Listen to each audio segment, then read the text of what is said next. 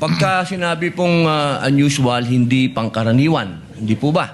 Yes, sir. Kapag sinabing suspicious, ibig sabihin kahinahinala. Apa, sir. Wala po kayong nakitang kahinahinala, hindi po ba? Wala naman po. Opo, ibig sabihin hindi po illegal. Wala naman. Ang ano lang po kasi namin is yun sa check and cash. Opo, So, ibig sabihin wala pong illegal. Wala po. Kayo nakita. Okay, maraming Yan. salamat po. Pangkaraniwan po ba ang confidential fund? Your Honor, yung confidential fund po, sa akin pong pagkakaalam, ito po'y binibigay sa Pangkaraniwan po ba siya na ibinibigay? Depende po sa mga government agency at saka So head hindi ng po siya agency. pangkaraniwan kasi depende. Tama po. Salamat po. Yan! Thank you, Senator Judge. Opo. Yung sa atin po, no, of course, this is with all due respect to Representative Lima. Tingnan nyo kung gaano siya ka respectful ha. Heto na nga no, magandang gabi sa inyong lahat. At heto, magaling talaga itong argumento ni Senator Robin Padilla. Sapul na sapul itong si Congressman Chua. Magaling. Sobrang galing po ang point ni Robin Padilla, di ba? Mamaya i-explain ko yan kasi they are talking about doon sa unusual. Mamaya talagang hindi na barado na talaga itong si Chua. Tingnan nyo. Itong si Robin Padilla, lagi itong nilalait ng mga dilawan, mga loyalista, pero ngayon kitang-kita mo dito na sunog sapol itong si Chua dito sa tanong ni Robin Padilla. Unusual pangkaraniwan. Pangkaraniwan ba ang confidential funds? O doon pa lang sa tanong na yun sunog na siya 'di ba? Ganyan. At ipapakita rin natin itong latest interview ni Vice President Inday Sara Duterte doon sa Hague, no? Kasama si Alvin and Tourism. At nilinaw po ni VP Sara yung issue patungkol po na totoo bang makalabas si Duterte next week. Yan po ang pag-uusapan at malaman natin ngayon ang update po tungkol kay Tatay Digong. Okay, mamaya abangan nyo yan ha. Importanteng marinig natin si VP Sara. At last but not the least ay nagawa po ng press conference ang defense team ni VP Sara. Bakit nag-object itong si Attorney Michael Powa ng lead counsel ng defense team ni VP Sara, no? Diyan po natin maunawaan bakit nag-object itong si Attorney Powa nung time na nag-deliver po ng speech itong si Dilimaw. Wala barado rin si Dilima barado rin Okay, yan po ang pag-uusapan natin ngayong gabi na ito. Pero bago ang lahat guys, bago natin ito pag-uusapan, help me po muna na i-like at saka i-share itong ating video para guys kakalat ito sa taong bayan. Malaman po ng taong bayan ang makatotohanang balita. Okay, like and share. At sa mga hindi pa nakasubscribe dito sa aking channel, if this is your first time na nanonood dito sa ating vlog at kung nagugustuhan ninyo, paki-subscribe, pindutin nyo yung subscribe button kasi libre lang po ang mag-subscribe, walang bayad yan, no? At kapag nakasubscribe kayo sa akin, updated kayo lagi, okay? Kaya subscribe na po kayo. At heto yung sinasabi ko sa inyo, ito yan yung ginagamit ni VP Sara na water bottle, okay, o tumbler. Lagyan mo lang ito ng cold water at aabot na yan ng 24 hours ang lamig. Di ba? Yan ang gagamitin ko. Binili ko talaga ito. Yan. Binili ko talaga ito kasi gusto ko magkapareha kami ni VP Sara. Diyan na-influence akong bumili dito dahil kay VP Sara. Sa mga gustong bumili dyan dito sa tumbler na ito ng Hydro, hindi to Hydro Flask Hydro Flask pala ito, yung brand. Nasa comment, nasa link, yan yung link, nakita nyo yung link sa ilalim, nasa description, pindutin nyo lang yan, dyan kayo bumili ha, para may commission tayo dyan, di ba? Yan. Sa konting tulong ninyo sa akin, may barya-barya naman tayo ditong makukuha, no? Yan naman lang talaga yung earnings natin dyan sa vlogs natin for being i-update ko kayo, di ba? Yun. So, sa mga gusto lang bumili, okay, sige. Maraming salamat. Eto na, eto. Panuuri natin paano sinunog ni Robin Padilla sa kanyang argumento patungkol dyan sa unusual na withdrawal na yan ng 125 million na confidential funds. Hindi maiintindihan ng mga bobong senador, mga bobong prosecutors. Naisahan sila dito kay Robin Padilla. Ito, i-play natin. Play! Alan. Senator Judge Padilla for his interjections. Thereafter, Senator Judge Alan Cayetano. You have 2 minutes, sir. You may proceed when you're ready. Maraming salamat po. Isang mabilis lang po ito. Pagka sinabi pong unusual, hindi pangkaraniwan. Hindi po ba? Yes, sir. Kapag sinabing suspicious, ibig sabihin kahinahinala. Apa, sir. Wala po kayong nakitang kahinahinala. Hindi po ba? Wala naman po. Opo, ibig sabihin hindi po illegal. Wala naman. Ang ano lang po kasi namin is yun sa check and cashment. Opo, So, ibig sabihin wala pong illegal. Wala po. Kaya nakita. Okay. Maraming Yan. salamat po. Sa prosecution naman po ako. Ginoong prosecutor, pangkaraniwan po ba ang confidential fund? Your Honor, yung confidential fund po, sa akin pong pagkakaalam, ito po'y binibigay sa Pangkaraniwan po ba siya na ibinibigay? Depende po sa mga government agency at saka So head hindi ng po siya agency. pangkaraniwan kasi depende. Tama po. Salamat po. Yan! Thank you, Senator Judge Padilla. Senator Sa pool sila doon Ang galing ng point ni Robin, di ba? Kasi binibig deal ninyo yung unusual. Kasi ang laki raw ng pagka-withdraw ng 125 million, unusual raw. Doon lang sila sa argumento ni Robin Padilla. Simple, straight, direct to the point. Ang tanong, pangkaraniwan ba ang confidential funds? Hindi. Hindi raw. Hindi sa pool. Diba? So, meaning to say, yes, unusual sa mga trabahante doon kasi ang laki. Hindi nila alam kung ano yung confidential funds. Kasi syempre, parang unusual sa kanila. Pero hindi po suspicious. Walang illegal. Yun ang point ni Robin. Di ba? Kasi hindi po pangkaraniwan. Kasi confidential funds nga Ang confidential funds, ginagamitan po ito sa mga kalaban ng gobyerno.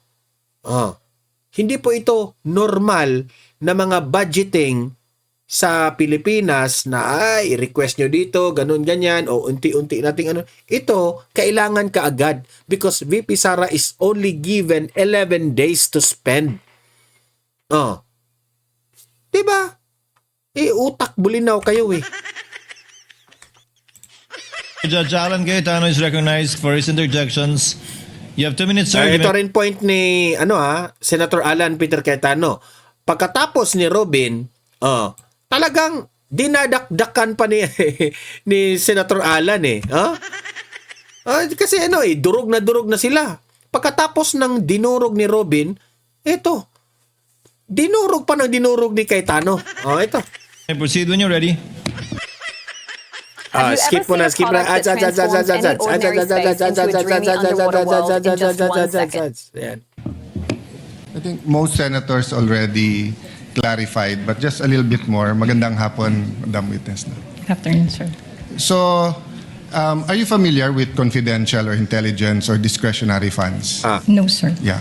So, yung usual or unusual, depende kung saan ka naka-assign. Kasi for example, kung sa Malacanang ka naka-assign, and parating may intelligence funds ang Malacanang, and whether, I don't know how much they usually withdraw, whether it's 25, 50, 100.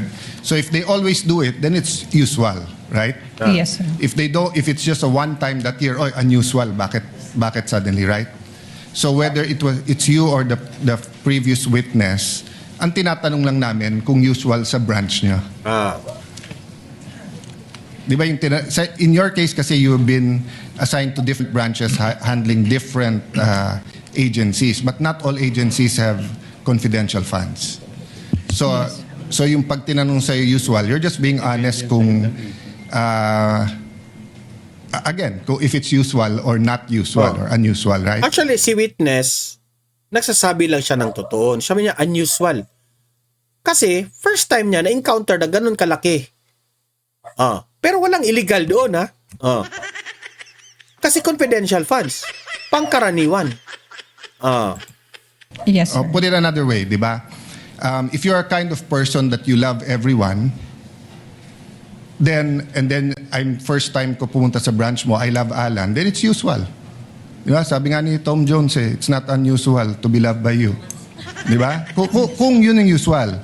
If you're the type of person naman that you don't like anyone, then suddenly I go to your branch, sasabihin naman ng mga tao doon, ma'am, medyo unusual, ba't mo nagustuhan siya? Di ba? So I think yun din yung isang clarify ni Senator Tulfo, ni Senator Lacson, etc. Na iba yung suspicious and covered kasi may legal implications yon. Yung usual, unusual, we're just trying to get to the truth of what's happening here. So the other point what I want to make is that siguro sa prosecution ko na to itanong dahil we're all legislators here, Honorable Chua, no? Is it usual for DepEd to have confidential funds? Your Honor, I believe that this is the first time that Yes. DepEd received confidential Yes, funds, Your in Honor. fact, here in the Senate, in caucus, ako lang halos ang nag-object. I think 2 lang kami o 3. Ang sinabi ko nun sa chairman namin ng Committee in Finance, if the Vice President needs that amount, let's put it all in OVP, same amount na nire-request niya kasi at least dun usually naman talaga meron kasi nga or pwede kasi Vice President siya. And then kung siya ay nasa Security Council or kung siya ay nasa any law enforcement. Ang argument ko noon, if you put it in DepEd, paano pag napalitan yung secretary? Will we continue it, etc.? So anyway, I just agree with the other senators here that as we go along, let's help the public understand the difference between covered, suspicious, and usual, unusual. Para lang walang conclusions that are made that are prejudicial to either the prosecution or the defense. Thank you. Thank you, Thank you, Senator inanon Judge niya Cayetano. There being no other Senator Judges Minamali siya ni Hontiveros who wish to make interjections, Ms. Camposano, you are excused, ma'am.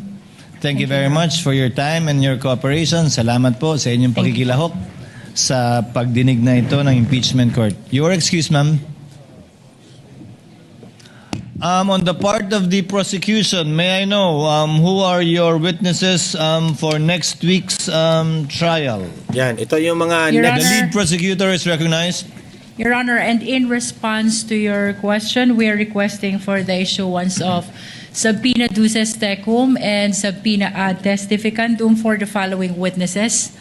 1. Roderick C. Wamil, former State Auditor of COA ICFAO.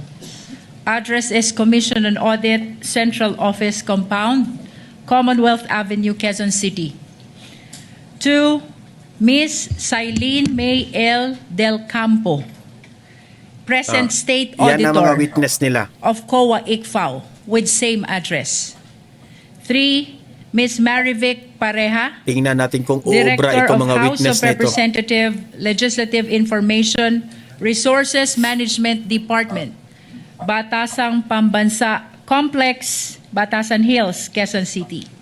Your Honor, these 3 witnesses are intended to be presented on August 3, August 4, and August 5 trial schedules. In that order. That's Yes, Monday, Your Tuesday, Honor. Honorable Wednesday. Ministro. So first Roderick, next Silene, and third would be Marvic. That's correct, Your Honor. The clerk of court is directed to issue the corresponding subpoena ad testificandum, subpoena duces tecum to the aforementioned witnesses at the aforestated addresses of the witnesses mentioned by the lead prosecutor. So ordered. Chair would like to dispose of one other administrative matter. Last July 15, the Honorable Aquino asked a question before this court regarding the procedure. If after each article we will hear both the prosecution and the defense, and the presiding officer responded in the negative, citing as basis the precedent in the Corona impeachment trial, the only trial that actually went through the whole course, wherein the prosecution finished presentation of their evidence with respect to all of the articles of impeachment that they did not withdraw. Thereafter, the defense presented their evidence with respect to the articles of impeachment that were not withdrawn by the prosecution. Sometime last week, the presiding officer, based on some of the suggestions by some of the senator judges, called for a sidebar with the lead prosecutor and the lead counsel for respondent to throw a question at them if they're open to changing the procedure to the one suggested in open court by Senator Bam Aquino. However, subject to one condition, that both parties should be agreeable, that both parties should agree. We are in receipt of a manifestation. Actually, just a reminder to the counsel, to the panel for prosecutors, you filed a manifestation, not a manifestation. The manifestation dated 7/27, and the response of the respondents dated 7/28, wherein it is clear based on your written manifestations that there is no agreement between the two parties. Therefore, we shall proceed as originally ruled by the chair from the inquiry of Senator Bam Aquino. We shall finish with the presentation of the evidence in chief of the prosecutors for all the articles of impeachment that they will not withdraw. I'm saying that only because of the Corona impeachment experience we had, wherein some articles were withdrawn by the prosecution. Thereafter, we will hear the evidence in chief of the respondent for all the articles that remain, or all the articles that evidence will be presented by the prosecution. So ordered.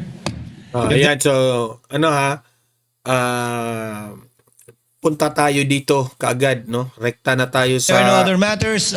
rekta tayo dito sa kay VP Sara, no? Kailangan marinig natin itong pahayag ni Vice President Sara Duterte. Good afternoon in this wait muna kasi ayusin muna natin. Ayan. Yan po. Pakinggan natin si VP Sara kasi po si VP Sara ay anong tawag dito? Clarify na niya ang patungkol po kay former President Duterte kung makakalabas next week. Okay? Ito na po. Pakinggan natin. Ito yung update kay Tatay Digong. day in The Hague. Kamusta kayo today, ma'am? Yes, I'm okay. Loving the sunny weather. Hindi kailangan mag-jacket. Very summer-ish. VP, how is your visit with PRRD today? Very good. Very happy ang mood ni President Duterte. And binanggit ko sa kanya na bago ako pumasok kanina, merong mga Filipinos na saan na sila? Yes. Merong mga Filipinos kanina na nag-aantay sa labas at nagpapaabot ng kanilang pangangamusta sa kanya. And sabi niya na titigil na daw siya sa pagsasabi na huwag kayo gumastos, huwag ninyo inconvenience yung sarili ninyo sa Grabe si Tatay Digong, no?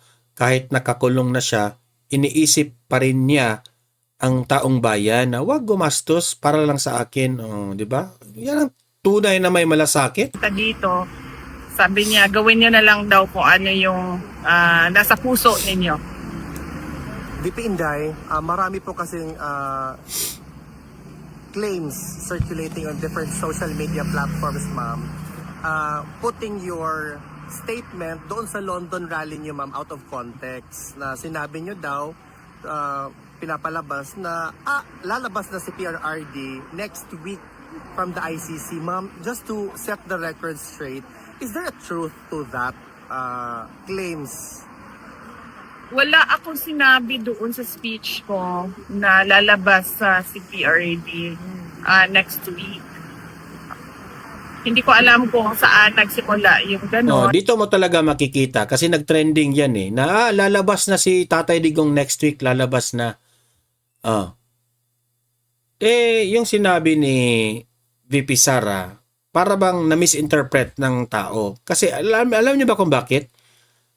Diyan mo talaga makikita gaano na kamis ng taong bayan si Tatay Digong.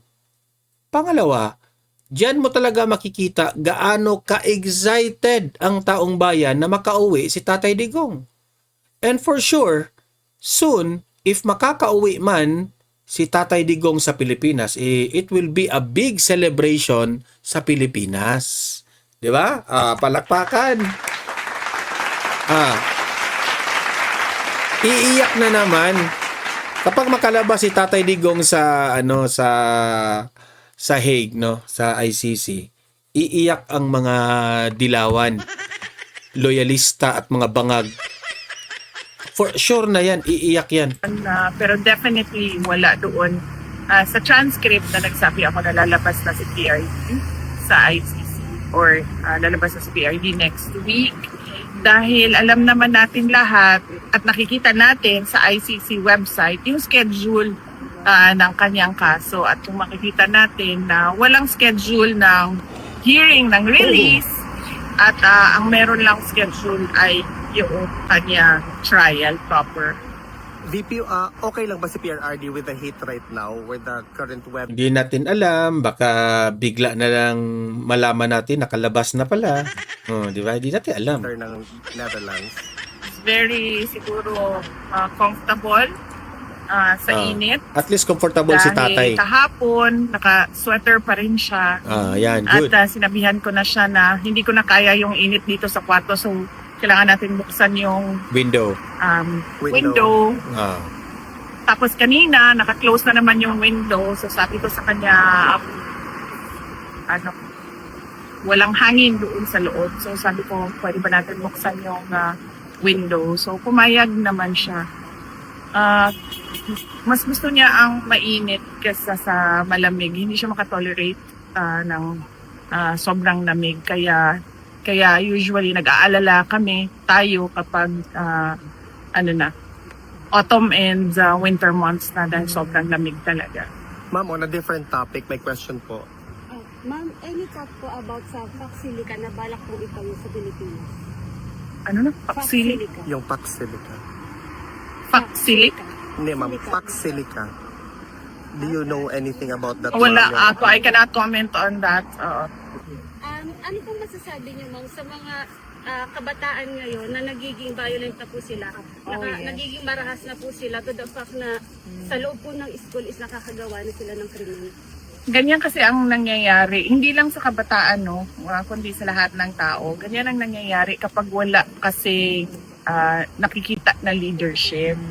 Nagkakanya-kanya yung mga tao. Kung makikita ninyo sa mga empleyado ng gobyerno ngayon, ganun din yung mentality nila. Nagkakanya-kanya sila. Kasi nawawala yung moral ascendancy nung nasa taas. Yung mga nasa taas. Sinabi natin nasa taas, yung ating president, yung ating mga cabinet secretaries at iba pang nagtatrabaho sa Office of the President. Kapag ganyan yung nakikita ng mga tao, nawawala yung respeto. Kapag nawawala yung respeto, nagkakanya-kanya lahat ng tao. That is a manifestation of a weak leadership. VP Inday, just to close out the interview, do you have a message to the Filipino people? Actually, there's a lot of statement coming from, or reaction nila sa SONA na pawang promises lang daw kuno ni BBM. And actually, I'm one of the many Filipinos who are very much excited, sa 2028 election. Kung magkakaroon man, ma'am, what's your message to people like me and millions of us? Para na ako silang plaka basta paulit-ulit na masasalamat sa lahat ng ating mga kababayan sa Pilipinas at sa buong mundo. Pero pareho pa din yung aking mensahe. Ang aking mensahe is a message of gratitude sa patuloy na suporta. And I can only pray that God will bless you in your personal lives because of your love for your country. And kanina tinanong pa si President Duterte kung meron pa siyang mensahe para sa inyo dito sa lakas na nasa Duterte Street. Meron siyang mensahe pero in general kasi yung kanyang pinadala na mensahe at sasabihin ko verbatim. Sabi niya, my best wishes to the men and women and LGBT of the Philippine National Police and the Armed Forces of the Philippines. You are very close to my heart because you offer your lives for the country. Yan. Please pa ako niyan doon para hindi ko makalimutan. Yan yung verbatim. May pahabol na question daw, ma'am.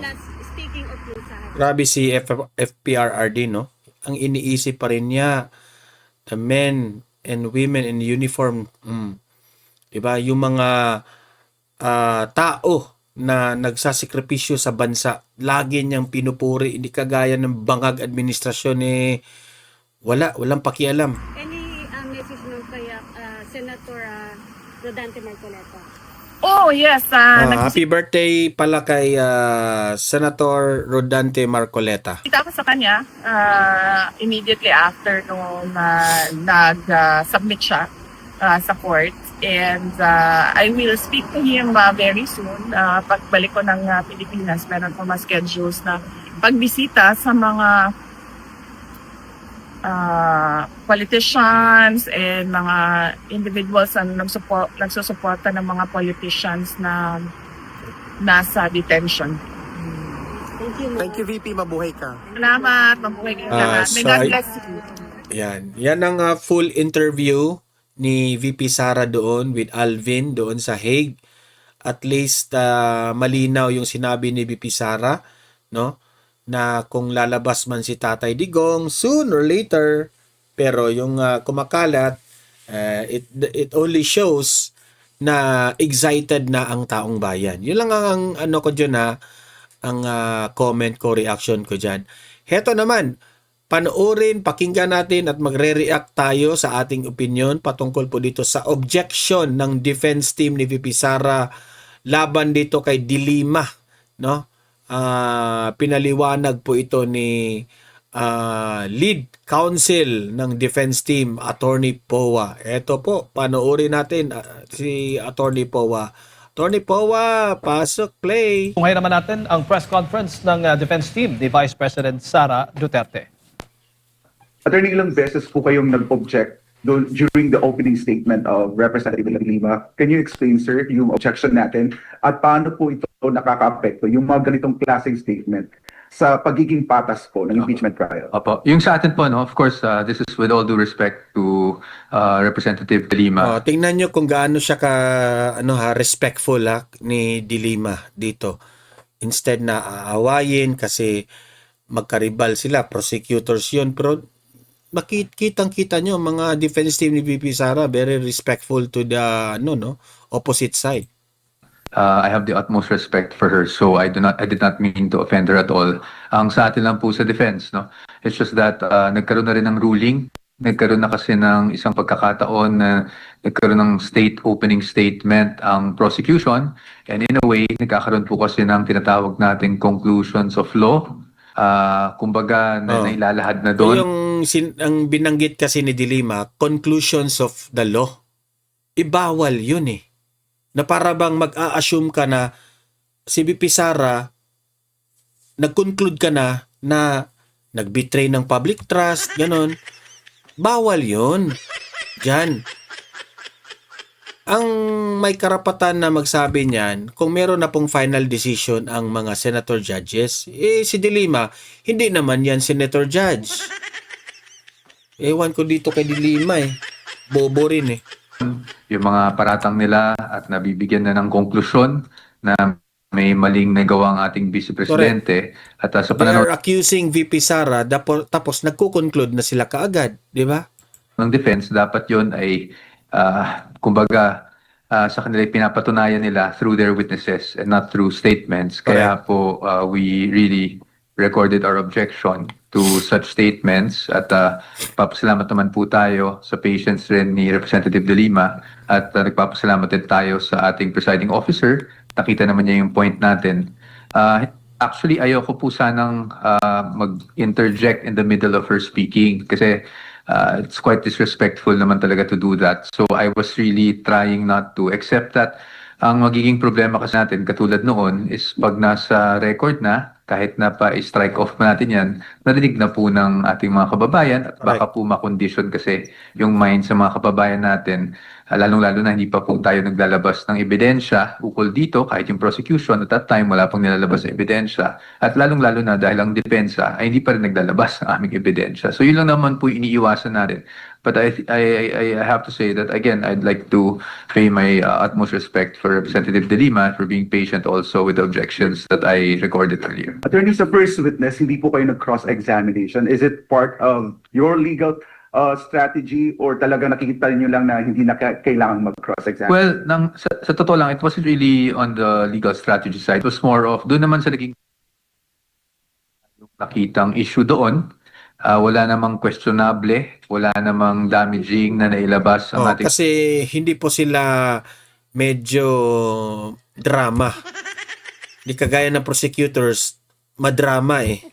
Dami nilang tanong. Witness at regular lang naman na yung witness ay nag-identify ng mga cheque at hindi naman natin kino-question yun. So, I didn't want to prolong the proceedings and, be petty by asking questions pa kung hindi naman kinakailangan. Sir, speaking of cross-examination, cross-examine po on the second, may isa kasi term, may mga terms kasi na na-float doon, yung unusual, saka yung isa pa. Bakit hindi po kayo nag-cross-examine on those terms? Well, kasi yung unusual para sa akin, that's the opinion nung bank manager. I don't see how it will affect the case. Hindi naman siya matter at issue dito. Hindi naman question yung validity noong encashment, diba? So, I thought it was petty, no?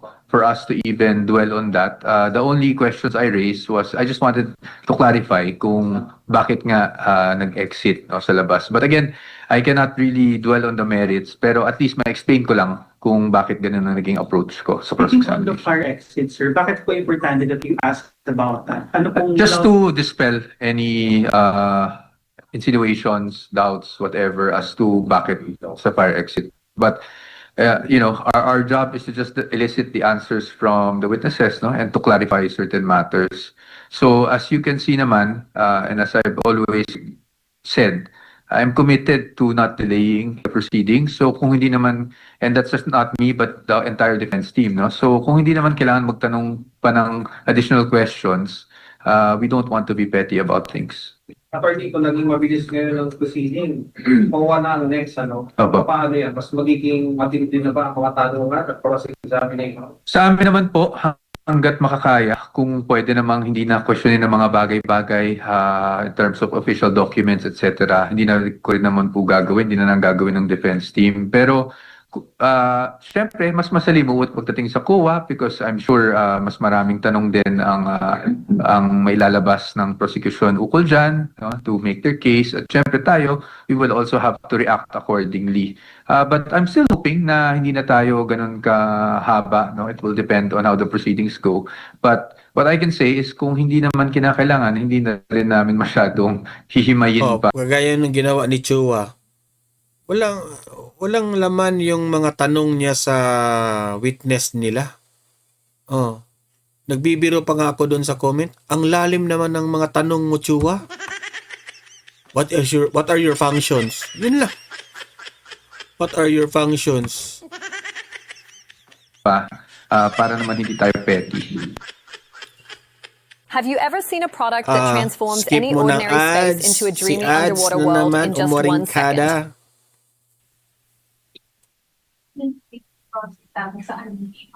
So what you do not accept, do not agree that this is an unusual transaction. Hindi naman po sa we do not agree. That is the opinion kasi of the bank manager based on her experience. So sa atin, kung yun ang opinion niya, yun ang opinion niya. But that doesn't change anything or that does not put anything at issue dito sa case. Kasi ang pinag-uusapan naman dito, hindi ba yung use of the funds, no? It's not the withdrawal of the funds. So hindi, para sa akin, again, I'm overusing the word, parang masyado ng petty talaga kung pati yun patulan pa natin. So, attorney, dun sa objection your case, parang... No, not at all. Attorney, dun sa objection nyo, dun sa mga opening statements, maging nakarang linggo, laging binabanggit yung conclusion of facts and conclusion of law. Pwede nyo expound para mas maintindihan ng ating ano yung conclusion of law, ano yung conclusion? Ibig sabihin kasi sinasabi mo na ginawa ng isang tao ang isang illegal na act when in fact, hindi pa napapatunayan at hukom lang naman ang pwede magsabi niyan. Bago natapos itong trial, may binanggit si presiding officer patungkol nga dun sa position nyo doon sa pagpapalit ng sequence. Opo. Patik po at ano bang dinahilan niyo doon sa inyong position paper? Opo. I cannot go into the details of that because as you know, talagang na-warningan na kami last week, no, about speaking and discussing the merits of the case in public or even all of these things that we file. But siguro para lang sa kalaman ng lahat, ang pinanggagalingan lang naman ng posisyon namin is where the burden of proof actually lies. And the burden of proof lies with the prosecution. So dapat tapusin nila yung kaso. Sorry, paliwanag na ulit yung sa fire exit angle. Kaya yung cross-examine yung question na yun dahil para maiwasan na maisip ng ating mga kababayan na tinatakas, di tinatago, kaya sa fire exit dumaan. Parang sinabi mo na hindi dumaan doon sa Meralco Avenue, di ba? Para lang para lang hindi na magkaroon ng any negative connotation kung bakit ba sa fire exit. In-explain lang natin kung nasaan ba talaga ang land bank DepEd, which is inside the DepEd compound. At may fire exit nakadikit yun na pwedeng dumiretso sa loob. Sa totoo ako po, wala po akong personal knowledge. That's why inilicit kasi never ko pong nakita never po akong pumasok sa DepEd land bank. That's why I had to elicit that from the witness. Tapos sa prosecution ko, meron din situation na nag-match kasi siya doon sa description ng past nila kanya. But what are your thoughts on that? I do not remember anything about Las Cañas having bag. Camille Madriaga. Well, we'll have to just prove our point during our cross-examination of the witness Madriaga if he is in fact presented. Update on your current spokesperson? Wala pa po sa ngayon. Pag-usapan lang namin ng ating kliyente, ang ating vice presidente. Mas ilabag ayon sa defense sa pre-trial order, yung pagbabago ng proseso ng trial. But I don't want to get into that, sir. I hope you understand. No? As I said, our main argument is that the burden of proof lies with the prosecution, and I'll leave it at that. Sir, sorry. Response lang, comment lang po sa insinuation na baka daw kaya ayaw ng defense na pagbago yung arrangement dahil wala pa daw kung available na witnesses. Any comment or clarification? That's not true. Okay, thank you very much. Your comment on dun sa So, ayan po ang full press con ni Attorney Powa, no? So, ayan, very respectful at tama rin lang naman yung yung objection niya na ginawa kay Dilima. Kasi itong si Dilima, ang tigas ng ulo na wag nang gumawa ng mga statements na mga ganun. Halatang halata sila, ginagawa nila yun for propaganda. Kasi alam nila nakatutok lahat yung mainstream media. Kahit alam nilang bawal yun na sabihin sa impeachment trial with the senator judges, talagang sinabi nila. Wala silang pakialam kung sisitahin sila. Basta ang importante nasabi nila. Nag-conclude na sila kaagad sa batas. Okay? Which is, hindi po tama yung ginagawa nila. Ang trabaho po ng mga prosecutors ay patutunayan nila ang kanilang mga aligasyon, ang kanilang mga akusasyon, no? Through their evidence, hindi through their statements. Yan ang point ni Attorney Powa. 'Di ba? Sasabihin mo, guilty siya. Si VP Sara, ganito, gumawa siya ng betrayal of public trust. Bago ka magsalita ng ganyan, patunayan mo muna. Huwag kang mag-conclude ng batas kaagad. Nandyan po ang mga senator judges, presiding officers, nandyan yung Senate President, sila yung magde-decide. Sila yung maghuhukom kung is there really paglabag ng batas. Hindi po kayo mga prosecutors. Ang trabaho po ng prosecutors, patunayan nyo. Hindi kayo nandyan para mag-conclude. Gago kayo. Okay, so yan po, no? Paki-like, paki-share itong ating video at libre kayong mag-comment sa inyong opinion.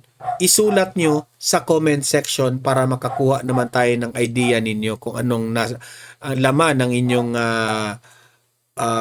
isip sa inyong opinion. Okay? So, sa mga hindi pa nakasubscribe dito sa Donmar TV, subscribe na po kayo. Okay? See you in my next video. Have a great day. Have a great night. God bless po sa ating lahat. Mabuhay ang Pilipinas and God save the Philippines. Bye-bye!